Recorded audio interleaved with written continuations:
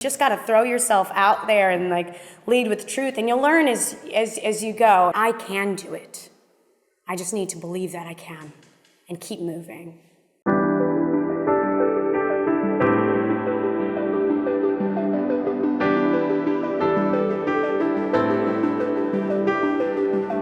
Hey everybody, welcome back to the FYI podcast.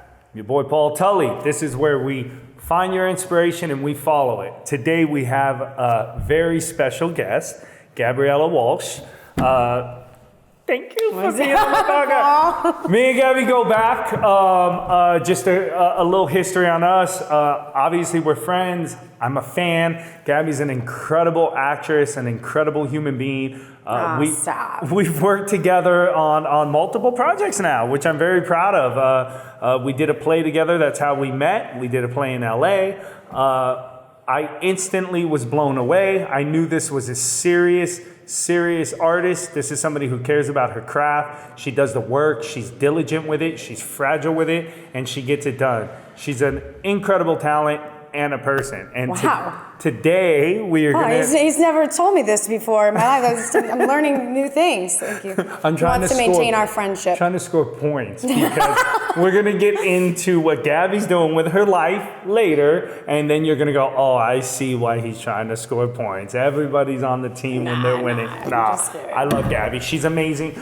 So we're going to talk a little bit about, obviously, Gabby's career, but really what we want to do is talk about her. And like we always do on the podcast, we want to find what inspires you and how you go towards doing that, and how that may inspire somebody out there to go towards whatever it is that inspires them. So we're going to jump right into it. Gabriella Walsh.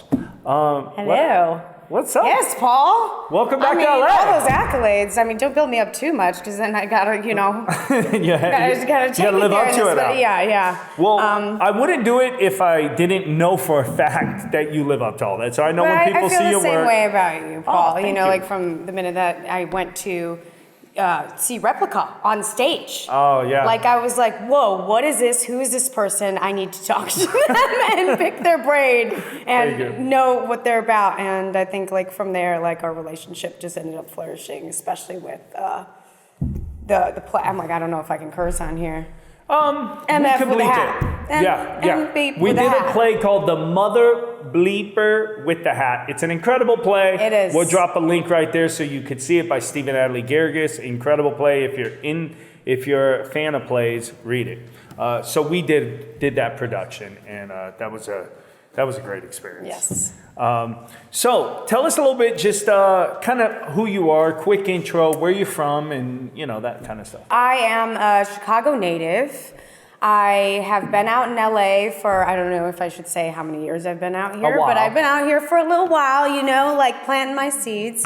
I'm a young mother, and mostly with my art, I just want to be able to just best represent the truth of myself and whatever the role and the stories are. I also have recently taken up some writing and some producing for myself, and hopefully some directing, and Paul can teach me some things. Yeah, man, I'd be honored. Yeah. And we're going to jump, I almost want to get into the questions about the responsibilities you carry right now as a woman and a woman of color and being in the industry. But I also, just for my viewers that are at home, that we mainly focus towards our residents of National Core, and we're 26,000 residents that are living in National Core, which is affordable living, and a lot of them are going through real life struggles, right? And that's why I wanted you on here, because not only, yes, you have some big success we'll talk about that are happening as an actor, but let's go back. You're a young mother. What was that like for the young mothers out there? What steered you to get to where you're at today? It's a loaded question. So I had my daughter when I was 15 years old. I, was raised by my father, and I still saw my mother in the city and stuff like that, but I think not having that constant influence from a woman, I didn't know what to do with myself, and I just wanted to, explore life and figure it out like any other teenager, right? You want to own your own life. And I ended up meeting my daughter's father, and then got pregnant with my baby, Layla. And at 15, I when you're a kid like that, like I think even though you're a child and you feel like you know everything and that you're in some way ready for the world, and even though I entirely wasn't, and I had the blessing of having a father that helped, support me and still keep me in school and be able to even go to college thereafter. I knew that, like Layla, my child, was a part of my story, was a part of my destiny. And I wanted to be the best mother that I could possibly be. But I still knew that within being a young mom that I didn't want to sacrifice my dreams necessarily. Because I felt that by me taking a more difficult road, because it is a part of my passion and my heart and what I wanted to do with my life, that was in some way, even through the difficulty, going to benefit her. Now, I was afforded that opportunity because I had a very supportive father. Yeah. Given he said if I had another kid, he would disown me. but you get one. Yes, he's like, you get one, and that's it. And I mean, of course, he was like a father to her too. So it was very difficult understanding now that I was still figuring out how to be a person. Yeah. And I still can continue to figure out how to be a woman, an adult in this industry, and to bring truth to whatever my life is. And so doing that with a child and teaching them and bringing them up it's not an easy, feat. But I feel like what I've always led with is like honesty and openness in my relationship with her, and giving her the guidance and the structure that I received from my parents, but then going further than that, questioning those things and seeing where I fit in and honoring who she is as a young individual. She actually just turned 18, yes. Last week.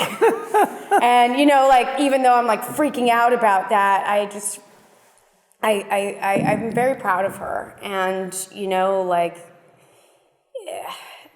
even though, people are like, oh, well, you did that. It feels like we did that together. Yeah. Yeah. We grew up together. Right. It's a weird thing to say, but I think that she instilled in me a consciousness of that we're always growing and changing. Because as a young woman, I felt like because I became a parent young, that I needed to have it all together, that I needed to have it figured out. Because now you're an actual parent, you're an adult, that's it. And what I bring with me now is that as an adult, I'm constantly growing. There are some constants that I find in my life and how I want to live and where I find my foundation and grounding, but I always have space and room to grow and change and know that I know less than what I think I do. Gabby, you actually have lived, we've all lived pain, and we all have pain in our journeys, but you've had some, you're not a pretend. You've had some serious things happen in your life that some people don't even recover from, and you've constantly pushed through, and that's why I wanted you on my podcast, because it's truly inspirational, and I think it will definitely help people knowing your story, knowing what you've been through.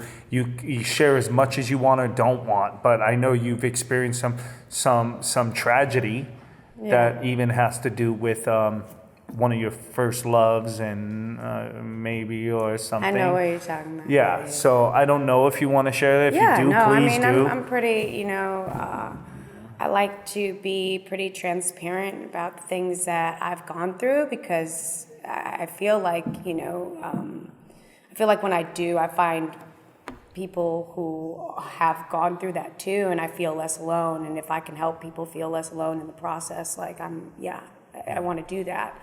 And everybody's journey is different, but mine, and what Paul is speaking about, is in 2019, I lost my daughter's father. He was murdered through gun violence, and then about 3-4 weeks later, my dad died. And on the same day. Yeah. I laugh and I carry a sense of humor about it. Not that it's actually like funny. I just, it's just life is crazy sometimes. And if you don't find the laughter, you'll end up going crazy. And that same day that my dad passed away, my acting father, Joe Police, who was like a dad for me out here when my dad was back in Chicago, he passed away. So I was living in my own little like horror film for a while. My father, he raised me. So having that kind of like anchor to this world just like not be here anymore, like it rocked mine. I didn't know kind of like what was like real here. Like I'm happy for the journey that I went through before, spiritually, with my relationship with God, with my, my struggles like out here and becoming a mom and, the difficulties that I went through to build me up to be able to do things like on my own. But my dad was always my rock. So when I lost him, I'm like, oh, it's kind of weird that life is going on. Yeah. And I mean, I have my daughter, and my daughter's always been a grounding point for me here. And I knew that having her here, like I needed to figure out how to keep going. And really, spiritually, just having a relationship with something that I felt like was outside of this physical experience that connects us to things that we can't necessarily like explain, helped me get through at least the funeral, the memorial, and things like that. And then thereafter, it was really just like one day at a time. There was this video that I watched, and it was explaining grief and thinking about grief as like a box. And when the event first happens of loss, and the loss doesn't have to necessarily be death, it can be a relationship. We've gone through many, grievances in life, but grief is like a box. And so when the event first happens and loss first happens, the box is really small, and there's a button in that box, and there's a ball bouncing around the box. And so the ball ends up hitting that grief button like over and over again. But as time goes on, the box gets bigger, and so the button still gets pressed, but like not as much. And that's what I was beginning to experience. And day to day, I felt like I needed to connect with what was present here and now, and learning that is going to keep me grounded in the next thing. Because when I looked back at the past, I got too depressed. When I looked too far into the future, it gave me a lot of anxiety. So like grounding myself in what was happening now, and in the gratitude and appreciation of the life that I have now. It's funny because there's so many different levels to this that I'm just trying to sort them out in my head. Because even like within experiencing that great loss and, mourning those people, which is like so necessary, you find a way to even be more alive, because you now know or have a very visceral experience on how short life can be and how limited and precious your time is here. Don Miguel Ruiz, in the book The Four Agreements, talks about the angel of death, and that the realization of the angel of death actually brings life because of what I just said. When you realize that you only have this time that you're allotted right here and now, that you can take and soak from it everything that you can to live in love and in bliss and in gratitude in that way, in the best way that you can. Every day isn't like that. Every day isn't the same. Right. But knowing and understanding that and regrounding yourself in that, you'll be able to be and feel alive. and be here now instead of, living in, thinking you have all this time, or thinking you have all this time, but then, also like, our career, right? Or anybody's, career path, and like figuring out what your life is going to be. You're like, okay, what is the next step? What is the next step? Okay, I'm here, but what's next? What's next? What's next? And it's, when you do that all the time and constantly, you're not really here. So even in the things that we get and triumph over, like when you like finished your movie or whatever, it's like, okay, let me sit in this and appreciate this, and not just sit and think of the next thing all the time. Right. There's a way to have desire for more. Right. And be going towards more, but also have satisfaction and gratitude for what's present. Right. And the going back to, like the loss and the grief, being present in the gratitude for what is here, and then also like knowing that I don't need all of those things, all of those conditional things to make me happy, and that really the presence of the relationships that I have now are the most meaningful things in my life. Right. I met you right around that time. We did the play 2019. I think it was right after. No, yeah, you, it was. And I was dying to do that play because I was able to just express so much that was within me that I didn't even know how to express. But there was a lot of anger. For sure. And I had just got really rough news in my personal life at the time. And I remember sharing it with you. I met you in the, once we were cast in the rehearsal, and you were such a anchor for me, and you consistently till this day ask how, that stuff means so much to me. What I want to share with the audience about this is, one thing we do as artists, right, is we live in the circumstance to do it, but even in general, what I witnessed you do, and I was doing as well, because I was going through some rough stuff, is we took that energy and put it in what we were doing now, right? Which was the play and was the circumstances, and witnessing what you were able to take from your real life that was happening and put it into what your character was going through was truly something I will never forget. It was mind-blowing to experience that with you from the rehearsal process. And I'm just saying that because I think I'm trying to say that not everybody's an artist or an actor, but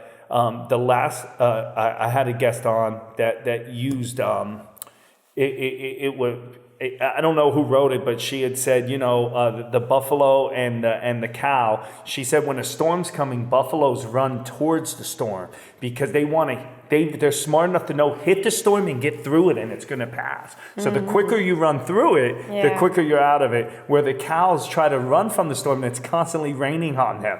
They'll constantly be running. So I thought that was great, and it goes to what I'm saying with you were dealing with this tragedy. You were in the moment. I remember it was like you didn't know what was going to be happening in the future. I remember talking to you, and it was like, we're doing this, and all these emotions were coming through, and you were living in this, like you were facing the storm, is what I'm saying. I didn't feel, and I could be wrong, but from my perspective, you weren't running from it. You were facing it, and so I just wanted to highlight that. Bringing back what that person was saying about the buffalo and what I experienced with you, and for people to transcend that things happen, real tragedies, which you have been through. So anyone listening is like, okay, she has. I mean, kid's father murdered, your father died, your acting mentor, who's a very popular, we'll put a link on so people see you, who was important to you and the community of artists that were with you, because I've seen a lot of people were affected when Joe passed away. I only met him. He came to Replica, so I mean he gave me great compliments, but I didn't really get to work with him. But I get it. Now let's okay. So moving through that, let's talk about your career a little bit, in the sense of not just where you're at today, but How's the journey been? It's a long journey. I mean, from when you came here, we don't have to talk about how long, but I'm saying it's not an overnight thing. And what keeps you? How did you find acting? Let's go there. For some young person that's at home, that's like, man, maybe that's relating to your story. Some young mom who's like, I want to be an actor. How did you find it? What was your?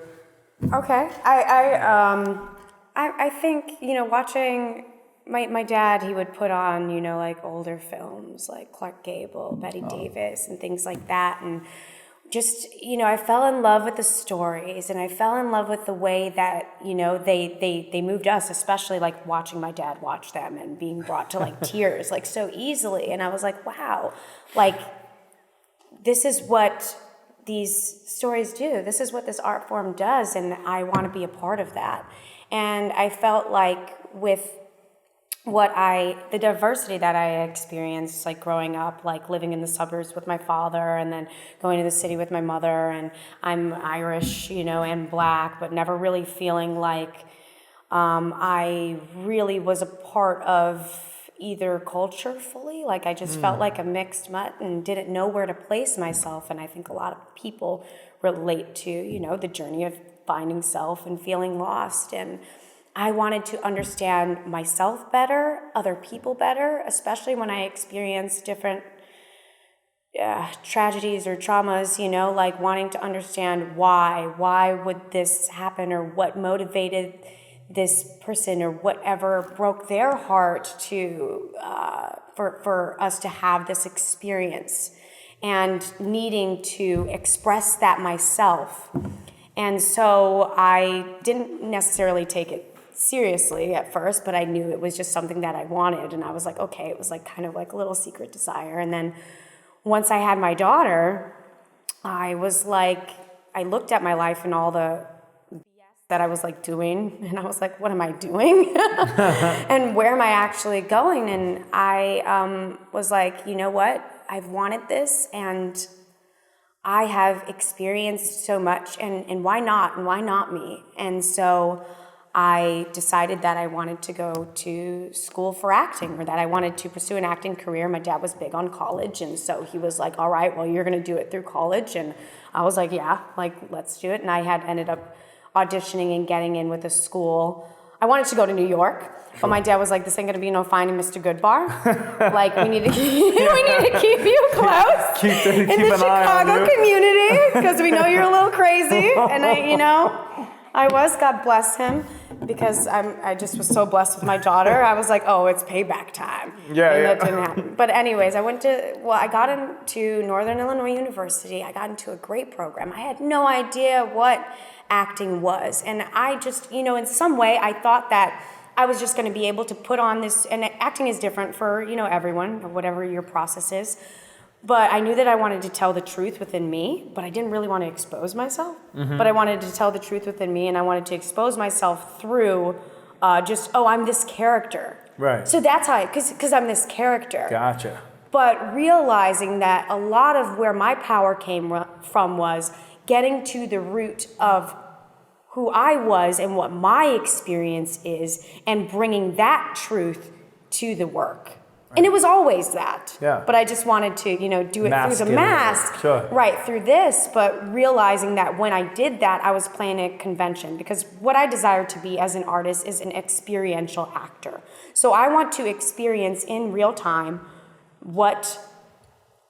whatever the character is experiencing. Right. On a moment-to-moment, truthful basis. And I mean, that is a fight. It's hard, especially I feel like on stage we get to experience more of what that is than like on film, because there is no cut, there is no stop, so we get to like fully take the journey of it. Oh yeah. So like figuring that out and grounding yourself in that on a film set, I mean, it has its own magic. Yeah, Each has its own magic, is just a little bit different, getting off of the point. But I had went to school for acting, and then I graduated, and I came out here as a gift from my father.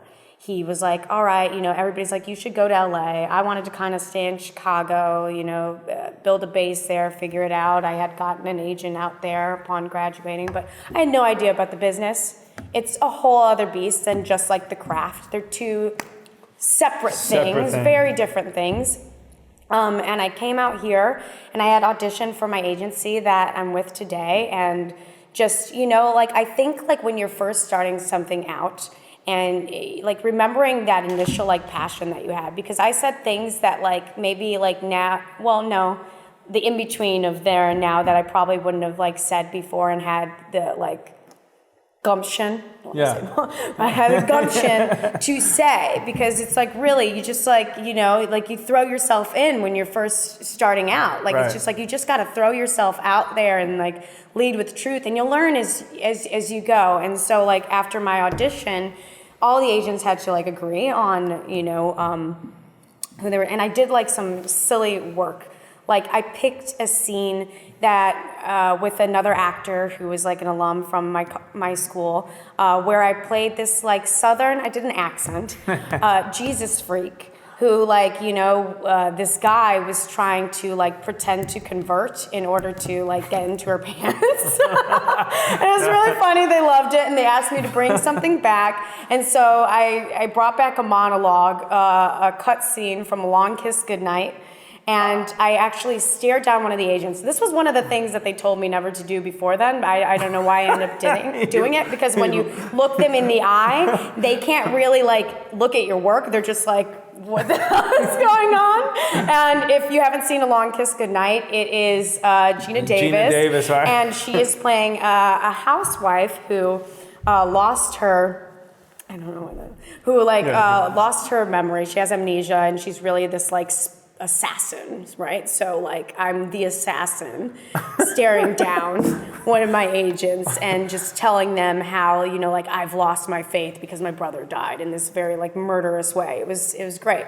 So then thereafter, they all have to kind of like agree. They like, kind of talk to you. And one of the agents was like, all right, well, we'll discuss and come back. And the head of the agency was like, well, when are you planning on moving out here? And I was like, well, really, it depends on what happens in the room today.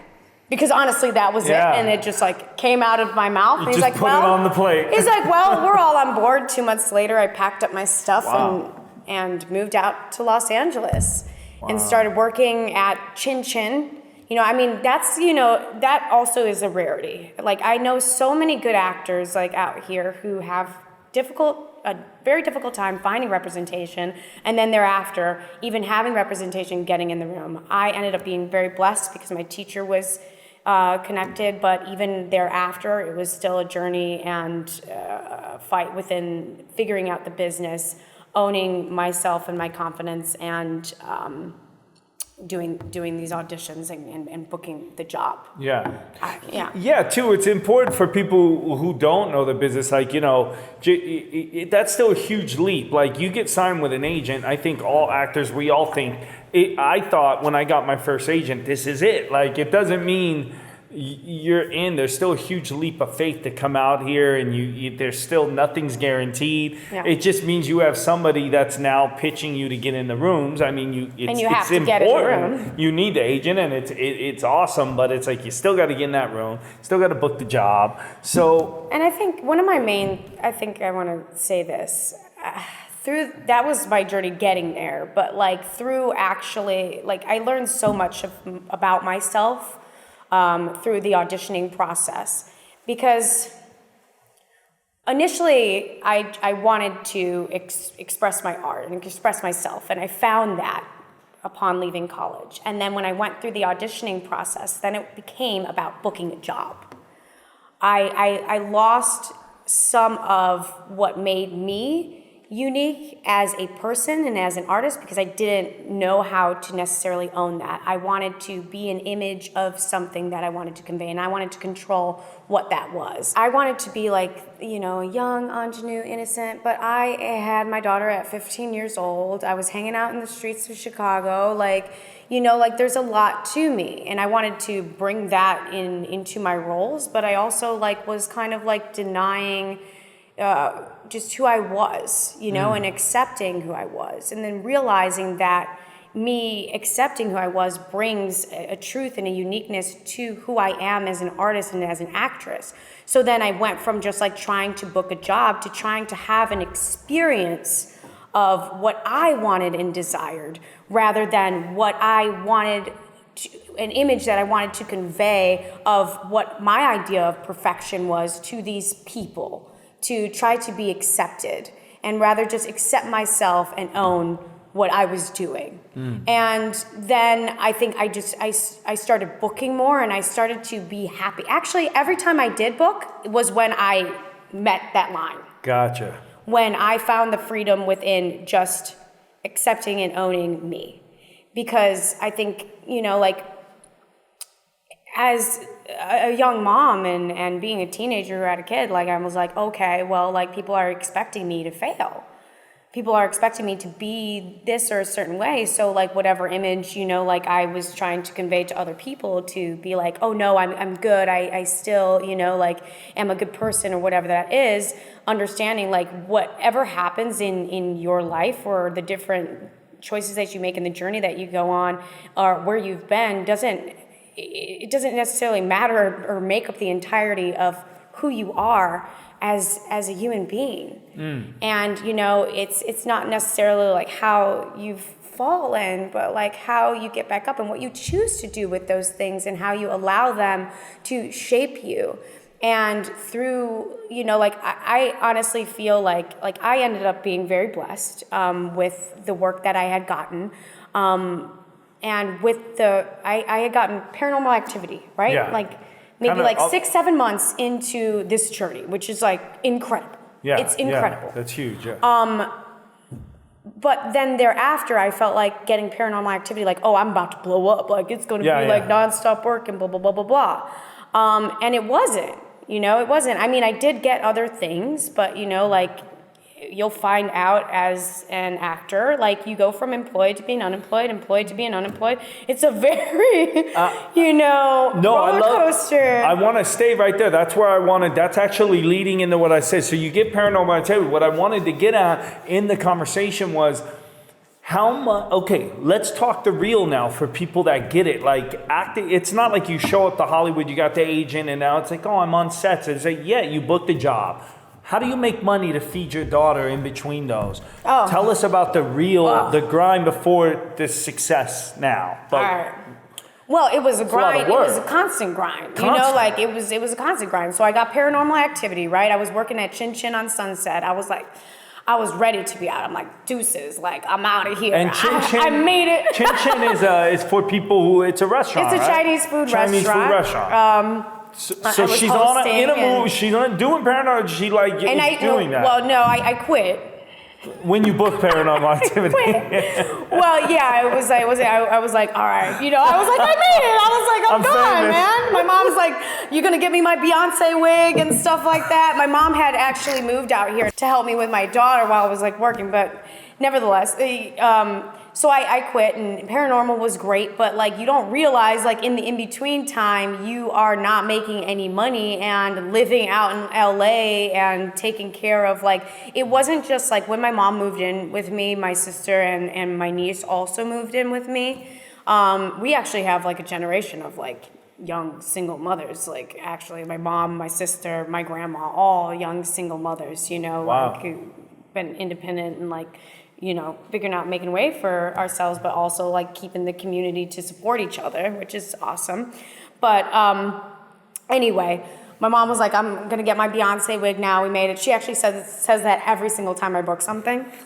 I'm working on it, mama. But so after Paranormal was done shooting, I'm like, okay, well, what now? Like, I did make money from that, but like that money goes so quickly. Yeah. And also now I have not just me and my daughter, but like my mom, my sister, like we're all like figuring it out, living together, and stuff needs to get done. Stuff comes up. The car breaks down, like we were all not that great with money. The wig is on layaway. The wig is on layaway. You got to pay off the wigs now. But I went through a lot of periods with depression because I felt like, oh, I've done this. I'm putting my heart and soul into this. This should be happening for me. But, it's still a journey. And I had to go back and forth in between that. I booked Vampire Diaries, right? And when I booked Vampire Diaries, I had negative dollars in my bank account. Negative dollars in my bank account, was going to Atlanta to film. I get to the hotel there and I'm like, oh wow, like I did it. I'm like, okay, cool. Like we're gonna be good. Like pretty soon. Paying for my hotel. Gotta wait like a month to get any money, but we're gonna be okay. We're gonna figure it out, right?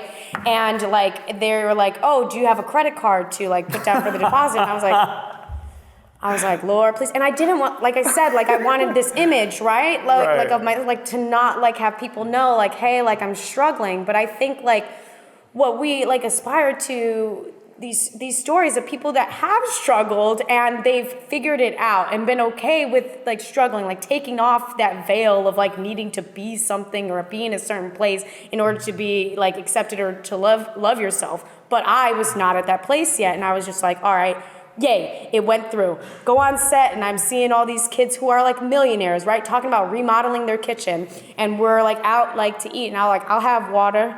And I'm like, do you have a side salad? I just want the side. Just it's the bread. Do we get free rolls here or something?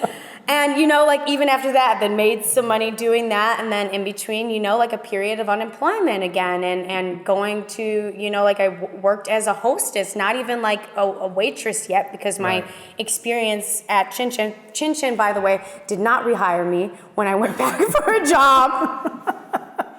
Just putting that out there, Chin Chin. Look at me now. Look where she's at now, Chin. Okay. Yeah. But I went back working as a host. Did a play with Jeremy Luke, like in that time, which actually it fed me so much, because I was going through depression. I didn't understand. Was that the Lobby Hero play? Yes. Oh, I seen you in that, but it's before I knew you. That's right. Yes, and I was balancing doing rehearsals, like getting paid nothing, but that play like saved my life, my artist's heart, because I felt like I wasn't booking and I had to work this job that it felt like, oh, I thought I was going to, just blow up. I got Paranormal Activity, Vampire Diaries, Shameless.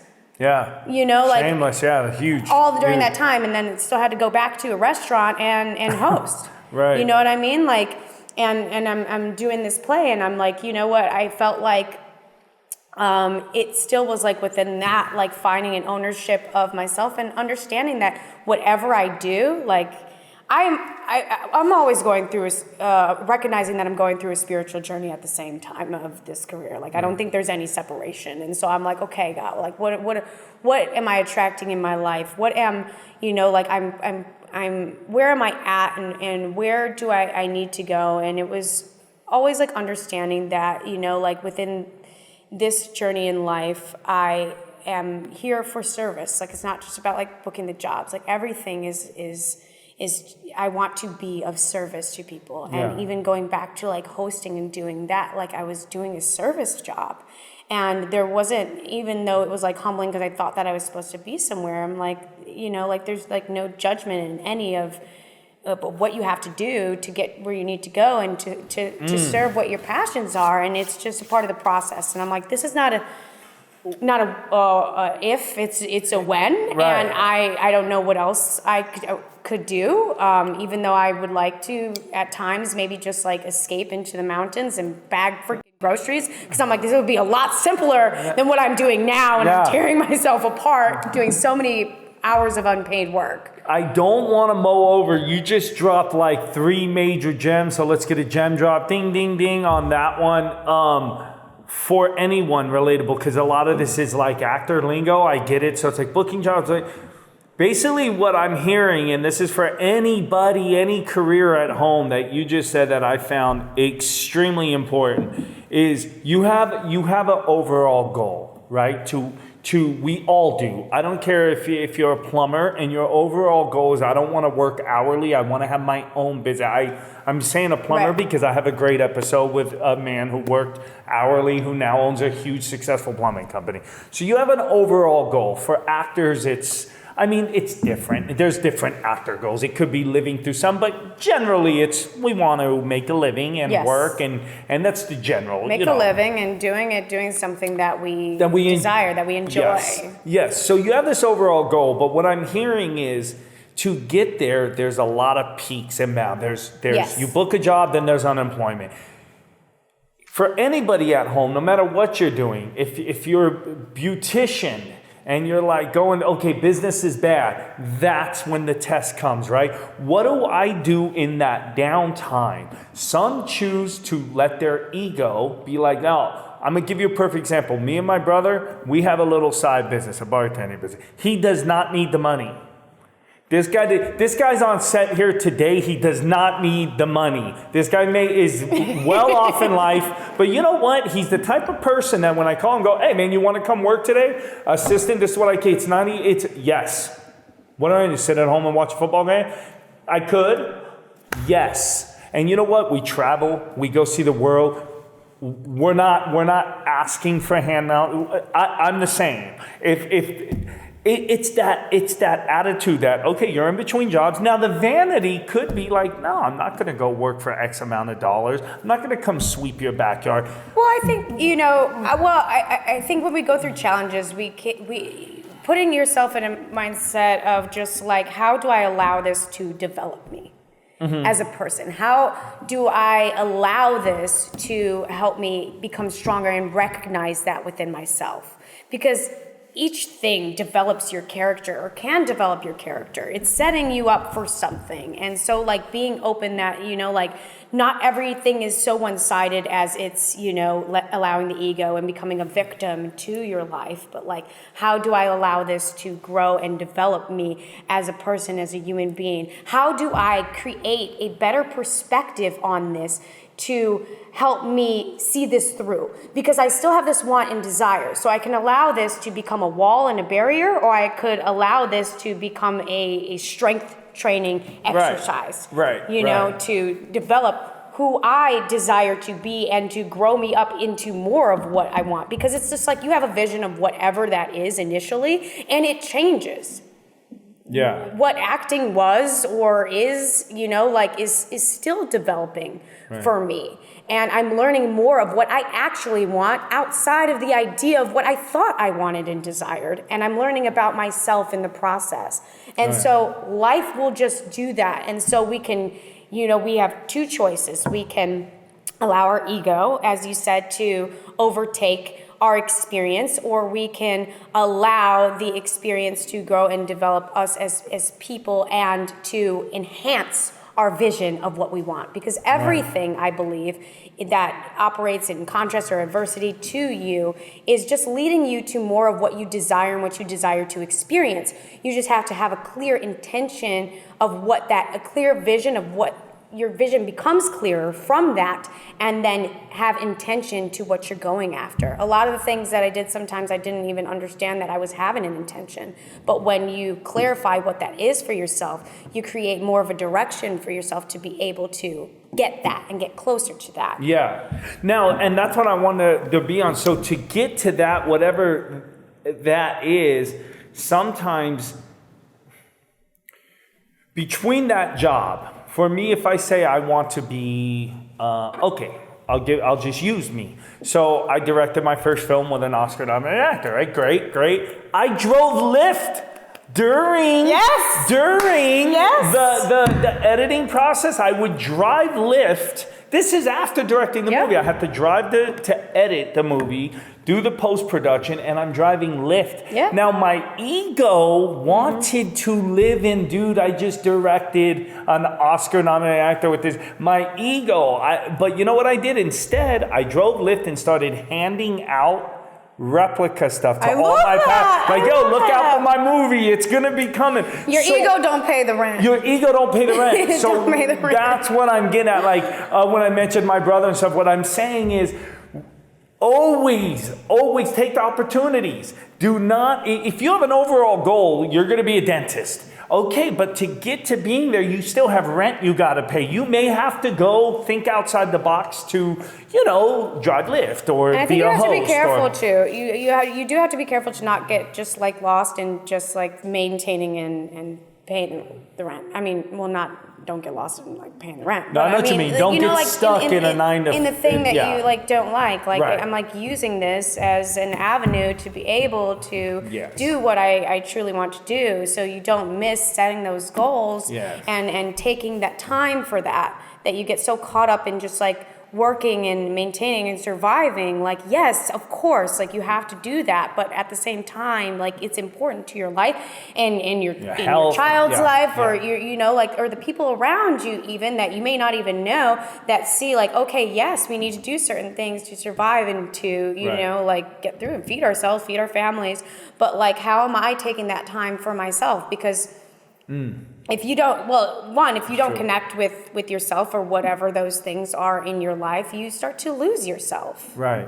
And that's not a life worth living. Like you're not living at the same time. Like you're not being present to what it is that is respecting and honoring you as a person that is important to you. You know what I mean? Right. No, absolutely. That's great. Because I drove like after, like getting that, then I booked something else. And then like in between, like I was driving Uber, even like some people like, hey, you look like that from Shameless. I'm like, oh yeah. I mean, I wasn't like, yeah, that was me. Like, go check me out. And I didn't do all that. But like, yeah, like that would happen. And then even like I was like driving Uber, which afforded me to be able to like not have a certain set amount of hours and do the auditions and put in the time that I needed, but then also like this, and I was like figuring it out. And then, like I went through even like at that time I had went through being evicted. Like now I have these other things like under my belt or whatever.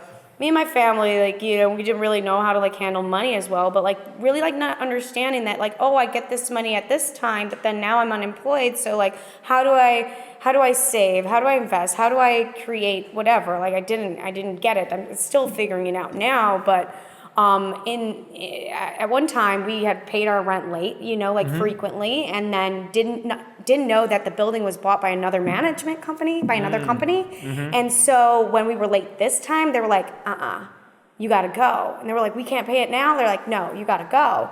So then was a hard lesson. I still had my father at this time, which he was like my safety net, but he's like, you gotta figure it out. You gotta figure it out. He really let me figure it out this time.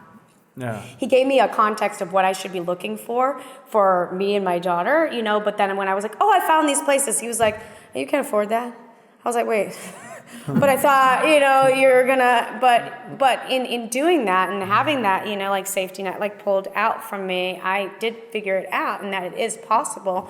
It was just that I needed to trust myself. And I had always had, a hardworking attitude and willing to do whatever it takes. Like, I'm not stopping this. I'm not stopping my dream. And, what ended up happening, I was blessed with a beautiful place that even I have now that, and was able to do it on my own and was never since then late on my rent once. Yeah. Like, since then. But I was working Uber and then my air conditioning went out. This is the summer in Los Angeles. My air conditioning died, so I couldn't do Uber because my ratings would go down because there's no air in the car. And Postmates had just come out, and so I was like, I'll work Postmates. There you go.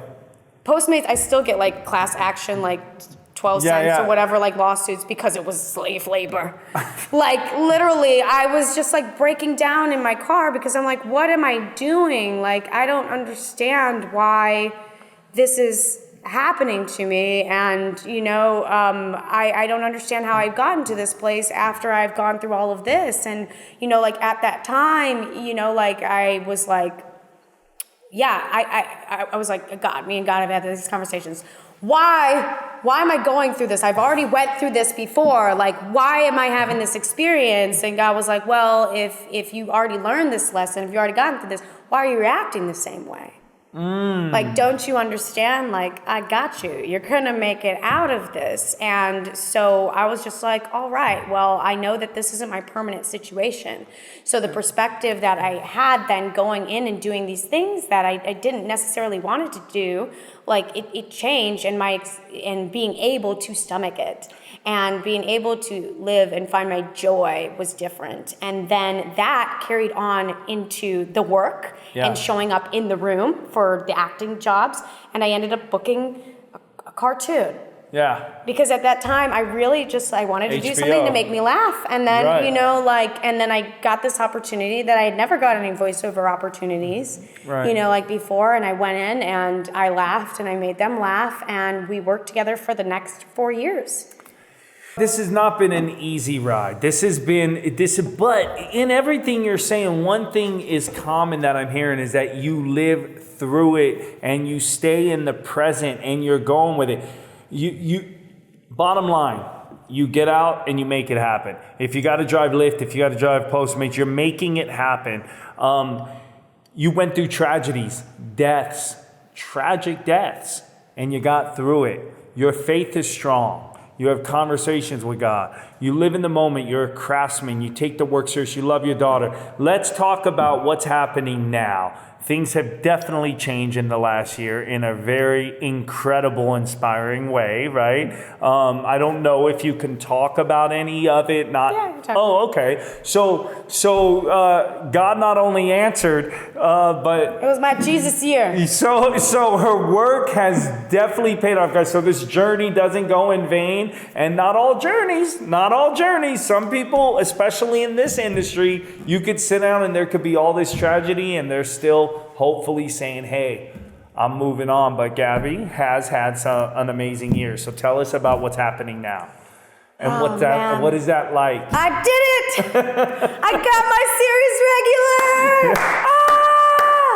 And you know what was so funny? Like, I was on set, one of the days, and I was talking to the co-showrunner, and I was talking about sort of my journey as an actor and how I wanted, a part of me wanting to be an actor was also watching Law and Order. I loved Law and Order, and I was I would either want to be an actress or a lawyer. And my character now, I didn't even know realize it when I was saying it, is a young girl who's a private investigator who's studying law. Go to law school. Oh, wow. So I'm even that ended up lining up. That's crazy. That's cool. So I did it. I got my series regular. It's the show is called Found on NBC. It is about a group of private investigators who find missing people, the people that no one is searching for, people of color, sex workers, addicts, people that kind of are the disenfranchised of society that, we've seen more and more how much of a problem this is. I think a lot of those things are coming to light now. Yeah. But each person has their own backstory of either having been abducted, been missing, having a child abducted, and you see these characters go through and use their trauma for purpose, which is kind of what we do. Wow. And you get to take this incredible journey with them and see how they use that to find these people. Oh my God, it's so exciting. Yeah. It's coming out in the fall. That's incredible that the characters are so connected to Gabby's journey. Gabby, I gotta hear, what is it like for the actress who drove Postmates, worked at Chin Chin, who wouldn't hire her? What's it like to pull up and have your own space and you're the star? You're a star of a show. What is that like? I mean, I'm glad that I got to this point to learn how to enjoy it, because before I would be in the place, I'd be I don't know what the hell I'm doing. I still am okay, sometimes I know what I'm doing. I know what I'm doing. Yeah. Because I've had the experience of it. I'm happy that I've had that experience. You're prepared for it. But also keeping the growth mindset, knowing that I'm growing as an actress, because I'm oh my God, so many more people are going to see this. And I come to set with the disbelief, I'm still here. I'm still doing this. Gotta be overwhelming. It's overwhelming, and in varying ways. I have so much gratitude. I love being able to come and do what I want to do, and be able to express that, and to even have the time and space to go through the journey with this character and get paid for it, like, you Yeah, know, right. because like so many of the hours that we put in are just unpaid hours, like hours and hours and hours. Right. Like you see, you need like 10,000 hours or something to be a master. To I mean, master we got a lot of that. I don't know how many hours. A lot of free but it's about hours that. we got. A lot of free hours, you know, like, but it's all like, it's worth it. It's worth it. And your cast and your crew. Oh my God, they're awesome. Oh man, like I'm great. just like, you know, I'm you know, wooji or whatever you say, like law of attraction. I really think that, you know, like wherever your mind is at, wherever your spirit is at, like things are going to come into your path.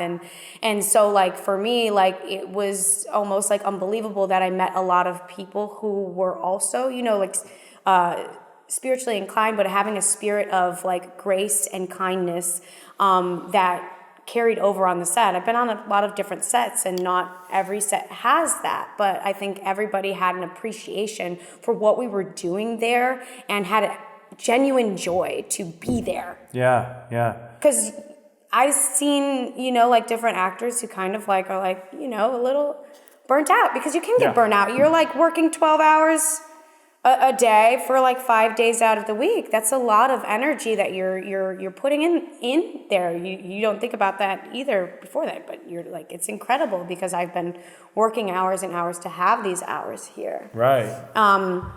And so I think that everybody had that spirit of like just gratitude and bringing fun and enjoying what we do outside of just like, you know, the pressure and the weight of what we're dealing with in creating a show, which is, you know, still there, but like choosing to enjoy the experience of it, you know, which I think is, I want to do two things. If you don't mind, I'd love you to look into the camera and, you know, for a lot of people, right, as you know, they go through all this pain and stuff and they don't get that particular moment. So your story is so exciting because there's hope. I look at you and I have hope.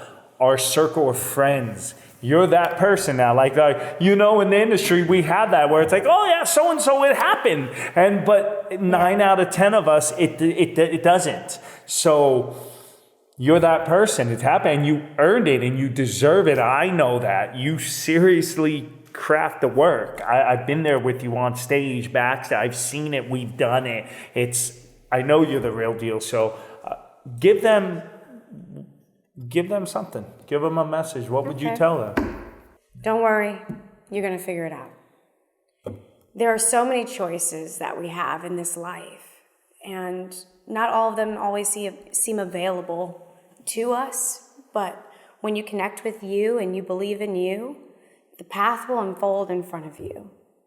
Just keep trusting in you and believing in you, and you can do it. I mean, I've faced many challenges in my life and losses in my life and things that I seemingly didn't know that I was going to make it out of. I even, you know, struggled with depression and suicidal thoughts and things like that. And what I always came back to was just loving me for me and trusting that it's going to be okay. And no matter what steps I take, I'm developing and becoming stronger and that I can do it. I just need to believe that I can and keep moving. I love it. That's incredible. That's where I'm at now, you know? That's where I want to head out. If you're watching this, thank you for tuning in. Listen, I'm very inspired right now. This is a special moment for me. I really know Gabby. This isn't just like, hey, can I interview? So watching her journey is really inspiring. So one thing I want to say for anybody listening to, start finding your village. If your circle of friends aren't lifting you up, if they're not inspiring you, if they're not doing things that you want to do, doesn't matter what age you are. If you're 14, 15, if they're the clowns that, you know, just are getting in trouble, there's always a way to know that if you, believe me, the dream is alive. If you do the work and you push forward, anyone could do this. In my life, anybody could achieve anything. There's no limits, man. We have to believe it. I have to believe that.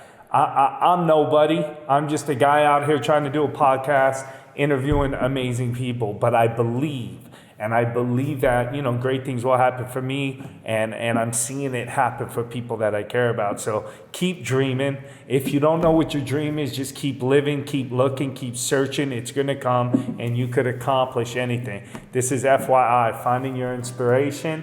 Follow it. Thank you for tuning in, Paul Tully, and thank you, Gabrielle Walsh, for being here. Thank you, Paul. Trust the journey. Trust the journey. Go get it, guys.